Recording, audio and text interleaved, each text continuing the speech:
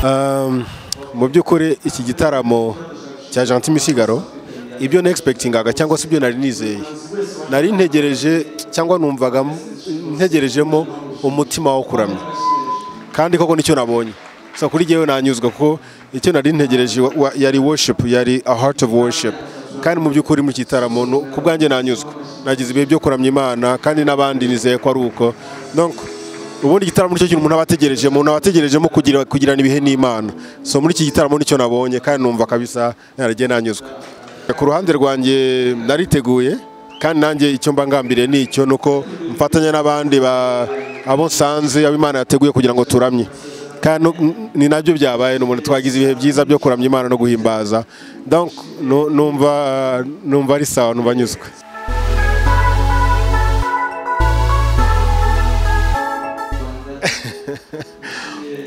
Okay.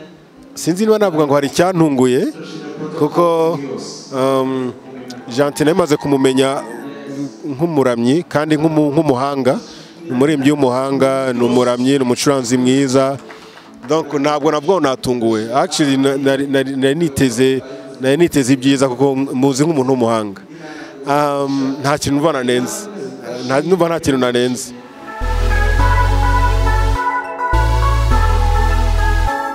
Abantu batabashije kuba hano navuga ngo bahombye, mbo sinzi aho bari ariko navuga ko bahombye pe kuko iki gitaramo ni bya bitaramo ujyamo kumva utashe umutima wawe uguwe neza.